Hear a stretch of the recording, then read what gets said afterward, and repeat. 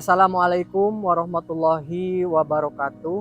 Nama saya Windy Latif Fauzan, mahasiswa pendidikan profesi guru dalam jabatan Kementerian Agama Republik Indonesia tahun 2023 di LPTK Universitas Muhammadiyah Malang dengan nomor induk mahasiswa 2022063101514. Saya akan melaksanakan uji kinerja di MA Saadah Sukasari, Kabupaten Sumedang. Berikut video praktik pembelajaran saya. Selamat menyaksikan. Assalamualaikum warahmatullahi wabarakatuh. Waalaikumsalam warahmatullahi wabarakatuh. 23 anak nelayan. Pergi ke laut mencari ikan. Jika kamu punya impian, belajar jangan di nomor 2. Apa kabar hari ini? Alhamdulillah baik. Sudah siap untuk belajar? Sudah. Semangat? Semangat. Baik, sebelum kita memulai pembelajaran hari ini, silahkan KM untuk memimpin doa. Sebelum belajar, alangkah baiknya kita berdoa dulu. Berdoa mulai. Bismillahirrahmanirrahim. Allahumma alhimni ilman afqahu bihi awamiraka wa nawahiyaka warzuqni faman a'lamu bihi kaifa unazika ya arhamar rahimin. Sebelum kita lanjutkan, Bapak akan mengecek kehadirannya terlebih dahulu. Dan seperti biasa, silahkan siapkan quotes of the day. Dimas? Hadir Pak, akar pendidikan memang pahit tapi buahnya manis, kata Aristoteles. Gani? Hadir Pak, menyatulah dengan alam, coba selami cara alam bergerak dan bereaksi, sayangi ia, setelah itu baru namakan dirimu manusia. Yola? Hadir Pak, kemarin saya pintar jadi saya ingin merubah dunia. Hari ini saya bijaksana jadi saya ingin merubah diri sendiri. Jalaluddin Rumi. Wah, keren-keren quotes-nya. Nah, saya tertarik dengan apa yang tadi quotes dari Gani ya, tentang bagaimana kita menyelami alam semesta ini. Nah, hari ini kita masih akan membahas tentang keanekaragaman hayati. Ada yang mau menyampaikan kembali yang sudah kita pelajari pada pertemuan sebelumnya tentang tingkatan keanekaragaman hayati? Silakan acungkan tangan. Tingkatan keanekaragaman hayati ada 3, yaitu tingkatan gen, tingkatan spesies, dan tingkatan ekosistem. Nah, apa bedanya antara keanekaragaman tingkat gen, tingkat spesies, dan tingkat ekosistem? Ada yang mau menjelaskan lagi? Saya Pak. Silakan Is. Keanekaragaman tingkat gen disebabkan variasi struktur gen dalam suatu spesies. Contohnya, buah mangga yang memiliki varietas mangga arum manis, golek, dan gendong gincu. Keanekaragaman tingkat spesies dapat ditemukan pada satu kelompok spesies, baik dalam genus atau famili yang sama di suatu tempat. Contohnya, tingkat genus yaitu kucing rumahan, harimau, dan singa. Sementara keanekaragaman tingkat ekosistem terjadi akibat perbedaan letak geografis. Terima kasih kepada Reci dan Is yang sudah menjelaskan materi yang sudah dipelajari pada pertemuan sebelumnya. Nah, Bapak jelaskan sedikit yang sudah kita pelajari, yaitu tentang keanekaragaman hayati. Kenapa Allah menciptakan beragam jenis makhluk hidup yang ada di bumi ini. Nah, tahukah kalian bahwa tempat kita saat ini bisa jadi 20 tahun, 30 tahun ke belakang, atau bahkan 50 tahun ke belakang adalah tidak seperti yang saat ini kita lihat.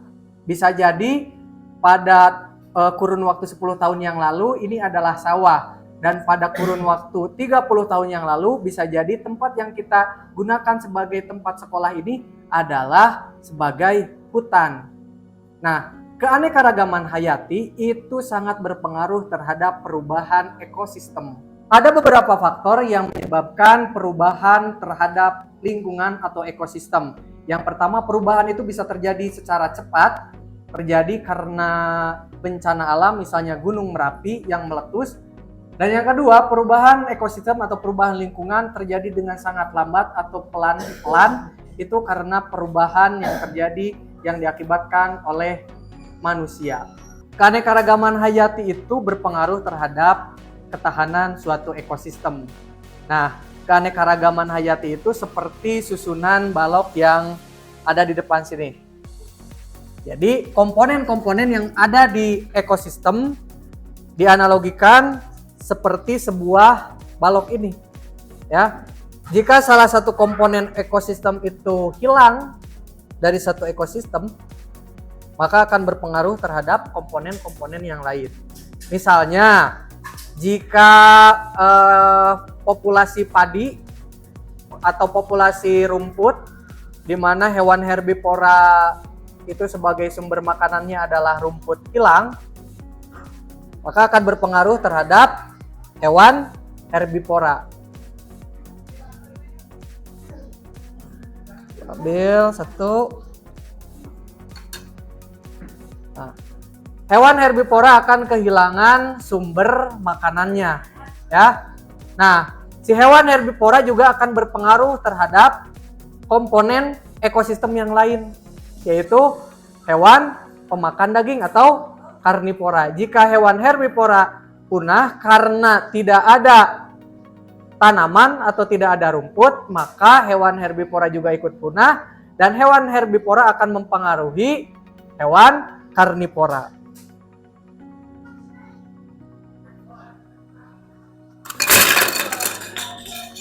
Nah, yang akan terjadi adalah ketahanan suatu ekosistem akan menjadi rusak.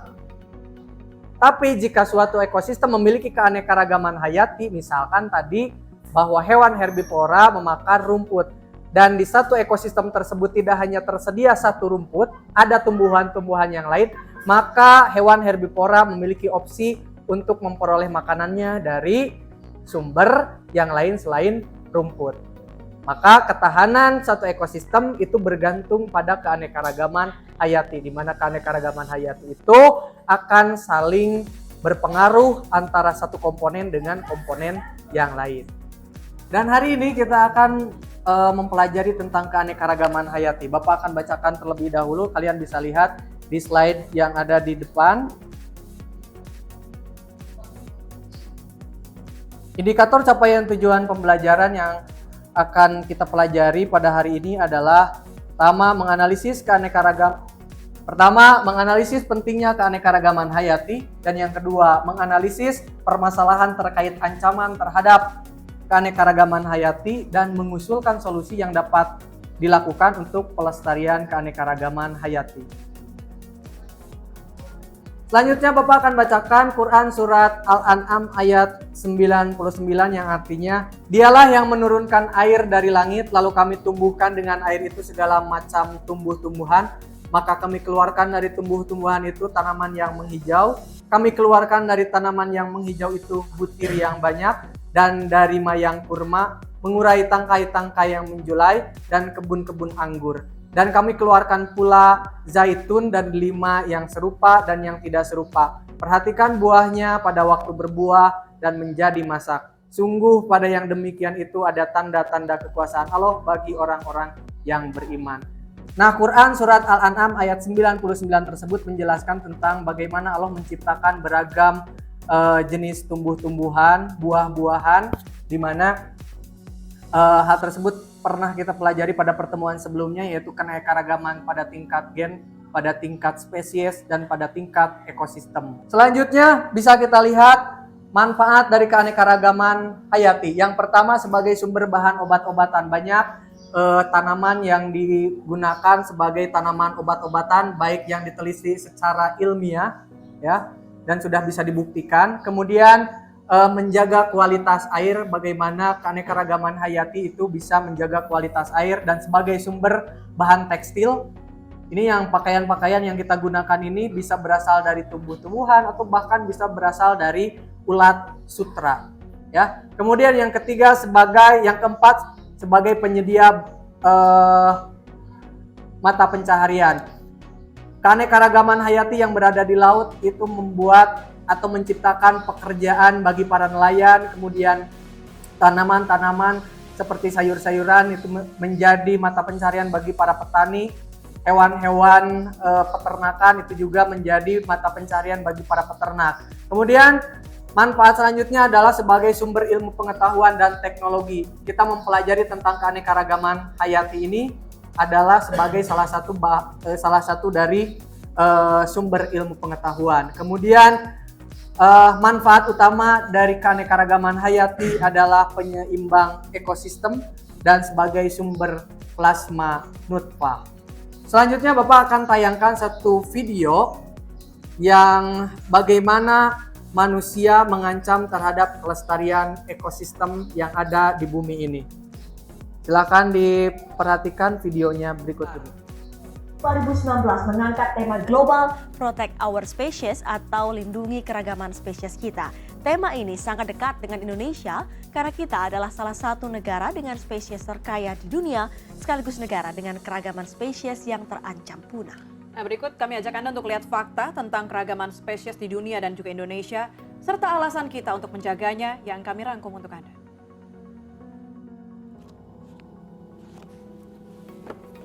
Tahukah Anda mengenai sebuah fakta, spesies atau makhluk hidup apa yang paling banyak berada di muka bumi ini? Manusiakah? Bakteri? Atau tumbuhan? Mari kita lihat perbandingannya. Populasi manusia di bumi saat ini berjumlah sekitar 7,6 miliar jiwa. Namun ternyata jumlah ini hanya 0,01% dari seluruh spesies bumi. Namun jumlah manusia yang hanya 0,01% ini sejak tumbuhnya peradaban telah menyebabkan bumi kehilangan 83% spesies mamalia darat, 80% mamalia laut, 50% spesies tumbuhan, dan 15% jenis ikan. Secara global Indonesia merupakan rumah bagi 12% mamalia, 16% reptil dan amfibi, 17% burung, 10% tanaman berbunga, serta 25% spesies ikan. Manusia telah membuat bumi kehilangan ribuan bahkan jutaan spesiesnya. Jumlah manusia memang hanya 0,01% di bumi ini, tapi kita mendominasi bahkan cenderung tidak peduli. Bumi sejatinya adalah gambaran nirwana. Inilah miniatur surga, tempat semua makhluk hidup ditakdirkan dan dirancang hidup bersama. Mari kita kembali menjadi manusia dengan peduli dan melindungi satu-satunya rumah kita, bumi. Yogi Tujuliarto, Andika Marianto, Jakarta. Nah, berdasarkan video tersebut, apa yang menyebabkan berkurangnya keragaman spesies? Ada yang ingin menjawab pertanyaan itu? Silakan. Saya Pak, akibat aktivitas manusia Pak. Aktivitas apa yang menyebabkan berkurangnya keanekaragaman hayati berdasarkan video tersebut? Ada yang menjawab? Oke, silakan Rena. Eksploitasi hutan seperti alih fungsi hutan, Pak. Ya, terima kasih Rena. Ada lagi yang ingin menambahkan apalagi aktivitas manusia yang bisa menyebabkan ancaman terhadap keanekaragaman hayati? Ya Pak. Ya, silakan Rizky. Pemanasan global. Oke, pemanasan global. Kira-kira ada lagi aktivitas apa yang menyebabkan ancaman terhadap keanekaragaman hayati? Saya Pak. Silakan Noval. Ketergantungan manusia terhadap plastik. Baik, terima kasih Noval, Rizky, dan Rena. Selanjutnya kita akan lebih jauh mengeksplorasi lagi tentang ancaman terhadap keanekaragaman hayati melalui video dan artikel yang sudah Bapak siapkan di aplikasi Nearpod. Nanti silakan scan QR Code untuk bergabung dengan Nearpod. Bapak akan tampilkan di slide PowerPoint. Nah, sekarang kalian silakan duduk per kelompok yang sudah dibagi pada pertemuan sebelumnya.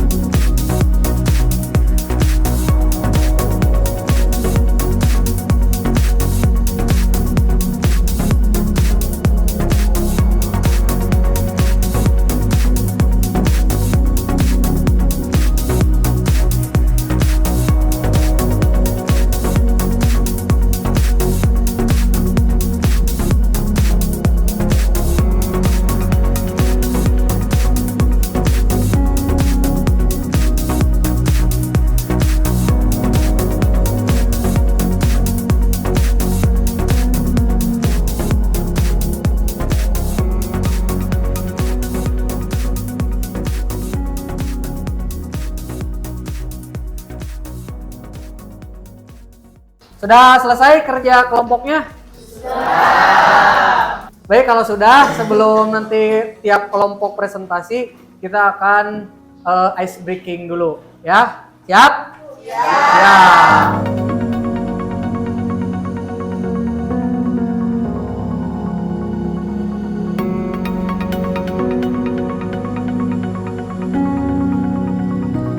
Oke, Bapak beri kesempatan untuk kelompok 1 presentasi terlebih dahulu. Silakan kelompok 1 perwakilan kelompoknya maju ke depan dan dipersiapkan presentasinya. Assalamualaikum warahmatullahi wabarakatuh. Waalaikumsalam warahmatullahi wabarakatuh. Kami dari kelompok 1 akan membacakan hasil diskusi kami. Sebelumnya izinkan kami dan saya dan teman-teman saya untuk memperkenalkan diri. Perkenalkan, nama saya Reci Febi Sobianti sebagai moderator, dan di sebelahnya ada Keisha Melinda sebagai pemateri pertama, dan di sebelahnya ada Gigi Hidayatullah sebagai pemateri kedua, dan ada Rizky Hairudin sebagai sesi tanya jawab. Langsung saja ke materi pertama yang akan dijelaskan oleh Keisha. Saya akan membacakan hasil diskusi dari kelompok saya, yaitu berdasarkan artikel yang saya baca, ada 5 ancaman terbesar pada keanekaragaman hayati. Yang pertama, perubahan penggunaan lahan. Kedua, eksploitasi berlebihan. Yang ketiga, invasi spesies dan penyakit. Yang keempat, polusi. Dan yang kelima, perubahan iklim. Ada dua cara keanekaragaman hayati yang dapat dilakukan, yaitu dengan cara in situ dan ex situ. Sekian dari saya kembali ke moderator. Terima kasih kepada Keisha atas materinya. Lanjut ke materi selanjutnya yang akan dijelaskan oleh Gigi.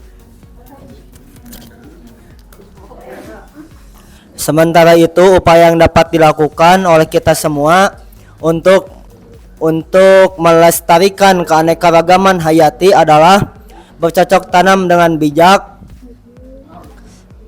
menggunakan produk dalam negeri, menjaga flora dan fauna langka, menjaga kelestarian hutan, melakukan AMDAL dan reboisasi. Sekian presentasi dari saya kembalikan lagi ke moderator. Selanjutnya kami buka sesi tanya jawab. Silakan yang bagi yang mau bertanya, acungkan tangan dan sebut nama dan kelompoknya. Saya Gani Nursandi dari kelompok 3. Tadi dijelaskan bahwa upaya yang dapat dilakukan untuk melestarikan keanekaragaman hayati adalah dengan menggunakan produk dalam negeri. Mohon diperjelas maksudnya seperti apa? Apa kaitannya menggunakan produk dalam negeri dengan pelestarian keanekaragaman yaitu? Baik, saya coba menjawabnya. Menggunakan produk dalam negeri dapat mengurangi jumlah barang-barang impor yang mungkin saja mengandung bahan-bahan berbahaya yang mengakibatkan merusak lingkungan. Apakah jawabannya sudah jelas, Gani? Sudah cukup, terima kasih. Demikian presentasi dari kami. Maaf apabila ada kesalahan. Kami hidup tanpa kekasih. Cukup sekian dan terima kasih. Assalamualaikum warahmatullahi wabarakatuh. Waalaikumsalam.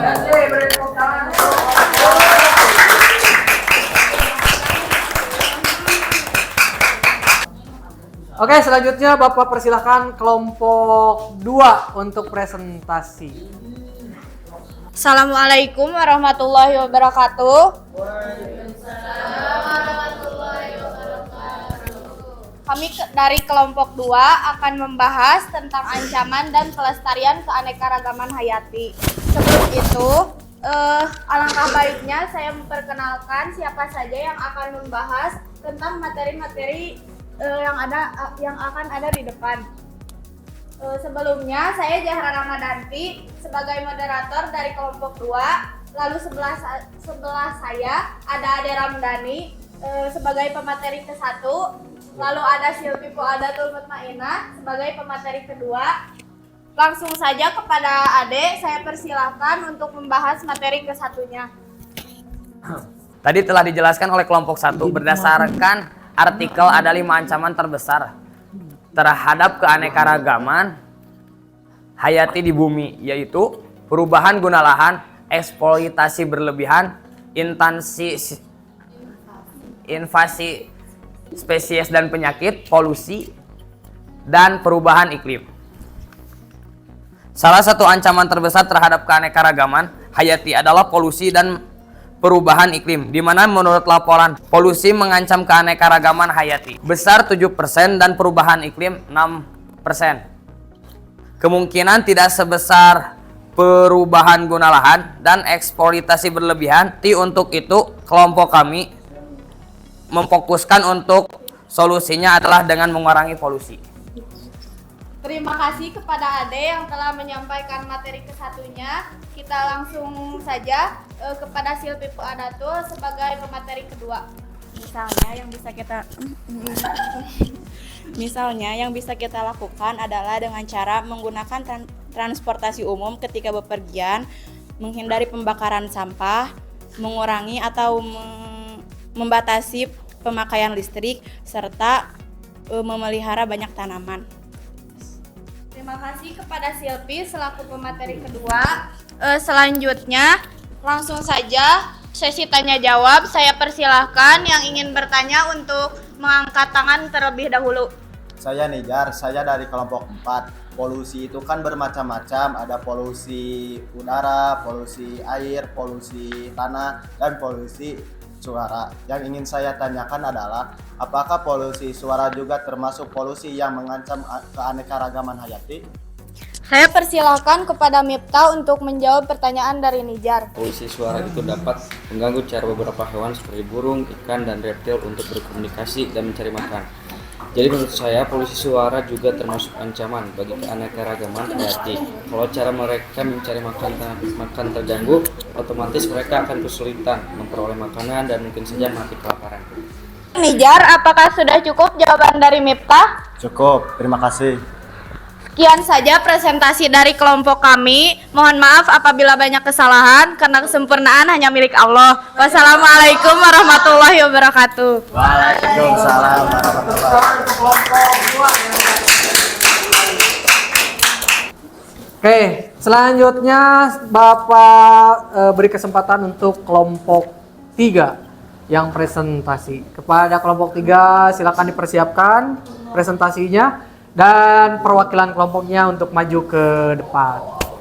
Assalamualaikum warahmatullahi wabarakatuh. Waalaikumsalam warahmatullahi wabarakatuh. Langsung saja kepada materi yang ke-1 yang akan disampaikan oleh Sakti. Berdasarkan artikel dan video yang sama-sama kita saksikan tadi, ada 5 ancaman pada keanekaragaman hayati, yaitu perubahan guna lahan, eksploitasi berlebihan, invasi spesies dan penyakit, polusi, dan perubahan iklim. Untuk solusi, kami mengajukan solusi terhadap ancaman keanekaragaman hayati yang menempati posisi pertama sebanyak 50%, yaitu perubahan guna lahan. Perubahan penggunaan lahan dan air dalam hal ini yaitu penambangan yang dilakukan terus-menerus, pertanian yang tidak berkelanjutan, serta penambangan dan penggalian. Terima kasih kepada Zaki. Lanjut kepada materi yang kedua yang akan disampaikan oleh Wilda.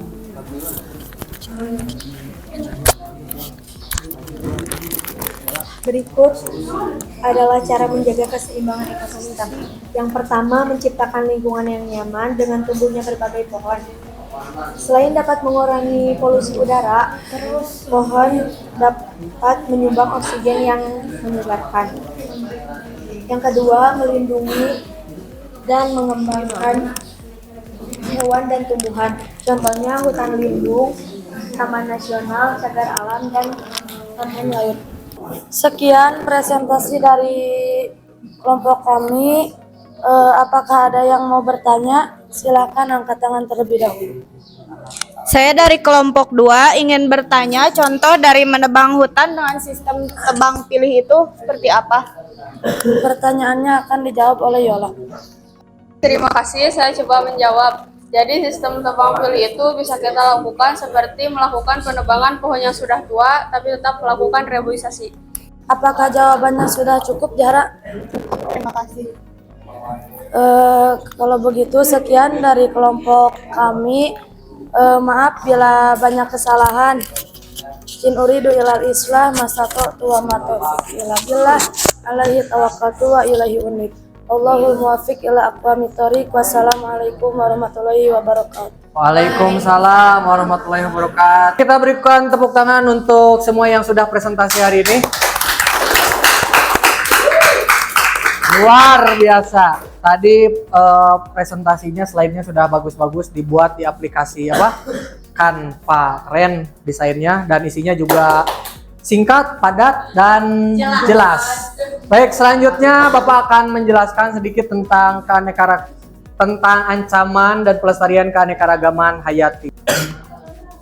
Oke, silakan perhatikan ke depan. Ada beberapa faktor untuk menjaga dan meningkatkan keanekaragaman hayati. Yang pertama adalah faktor genetik atau keturunan.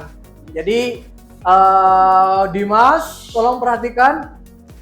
Jadi faktor keturunan atau genetik ini menjadi faktor terpenting dalam menjaga dan meningkatkan keanekaragaman hayati. Kita ingin mempunyai bibit unggul dari satu jenis tanaman yang kita tanam, maka itu akan kita peroleh dari faktor genetik yang dimiliki oleh tanaman tersebut. Kita bisa mengambilnya dari bibit unggul, kita bisa gunakan istilah itu. Kemudian perkawinan antar jenis atau antar spesies ini bisa juga meningkatkan keanekaragaman hayati. Dan yang ketiga ada faktor lingkungan klimatik atau iklim. Makanya tadi ada yang menyebutkan bahwa perubahan iklim itu menjadi salah satu ancaman yang bisa mengakibatkan keanekaragaman hayati menjadi turun.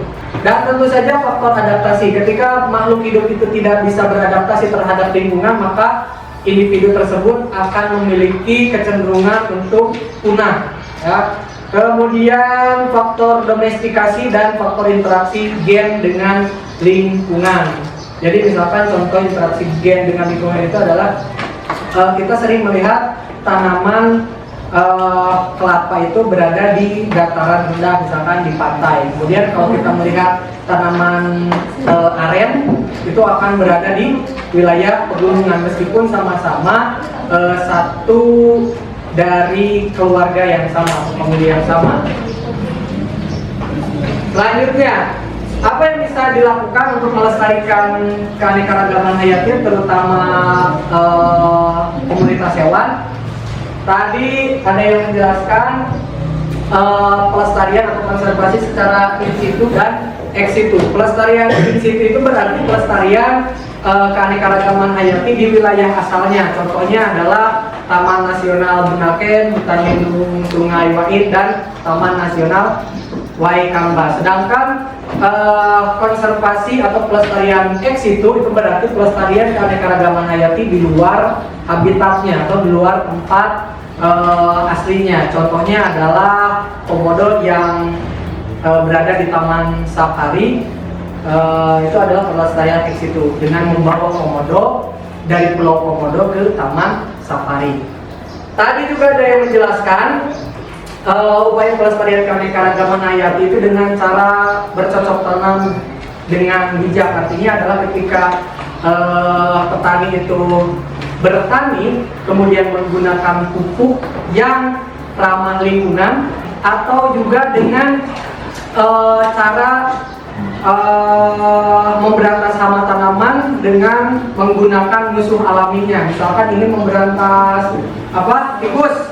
Nah, berarti kita tidak boleh di pesawahan itu untuk membunuh ular.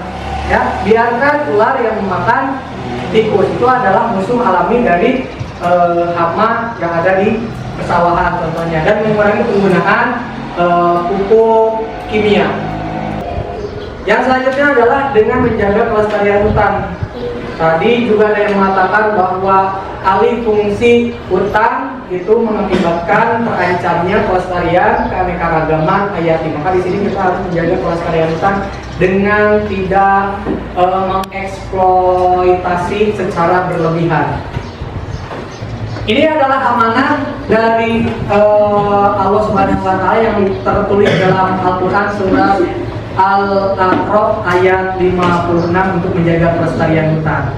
Di mana di sini dikatakan bahwa dan janganlah kamu berbuat kerusakan di bumi setelah diciptakan dengan baik, berdoalah padanya dengan rasa takut dan penuh harap. Sesungguhnya rahmat Allah sangat dekat kepada orang yang berbuat baik. Sudah siap untuk menjaga kelestarian hayati? Sudah. Ya, sudah dituliskan tadi dalam PowerPoint atau dalam slide PowerPoint presentasi kita laksanakan mulai dari diri kita, kemudian kita ajak orang lain untuk berbuat hal yang sama untuk menjaga kelestarian keanekaragaman hayati. Selanjutnya di aplikasi Nirport sudah ada kuis yang sudah Bapak sediakan, silakan kuisnya diisi.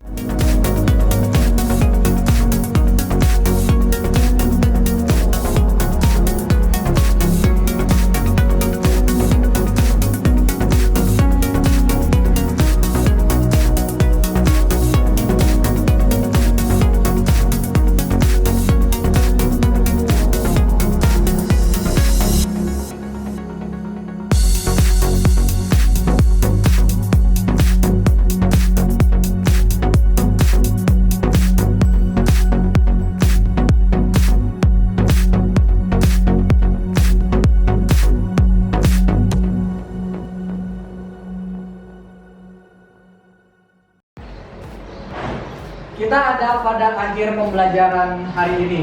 Namun sebelum Bapak akhiri, Bapak ingin meminta kalian atau di antara kalian untuk menyimpulkan dari pembelajaran hari ini, yaitu tentang ancaman dan kelestarian keanekaragaman hayati. Silakan yang ingin menyimpulkan untuk mengacungkan tangan terlebih dahulu. Ancaman besar terhadap keanekaragaman hayati di bumi yaitu perubahan guna lahan, eksploitasi berkelebihan, invasi spesies dan penyakit, polusi, perubahan iklim. Terima kasih untuk Bibit yang sudah menyimpulkan. Mungkin ada lagi yang ingin menyampaikan kesimpulan pembelajaran hari ini? Siapa? Silakan Debbie. Keanekaragaman hayati sangat penting, terutama untuk menjaga keseimbangan ekosistem agar kita sebagai bagian dari ekosistem sebagainya. Baik, terima kasih kepada Wiwit dan Debbie sudah menyimpulkan pelajaran hari ini tentang ancaman dan pelestarian keanekaragaman hayati. Selanjutnya Bapak ingin mendapatkan feedback dari kalian. Kita lakukan refleksi terhadap proses pembelajarannya. Apakah pembelajaran hari ini menurut kalian sudah menyenangkan?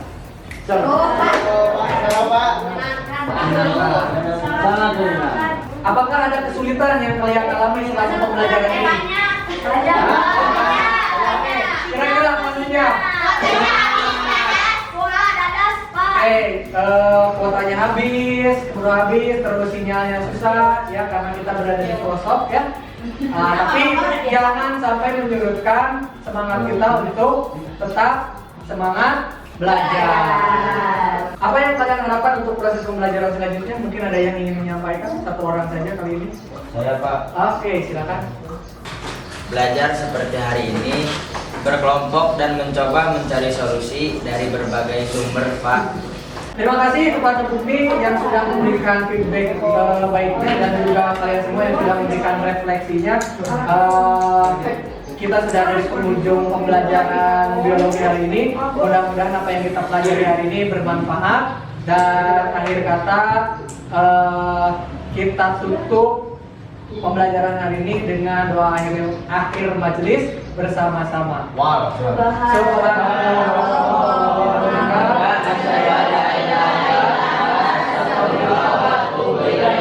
Assalamualaikum warahmatullahi wabarakatuh.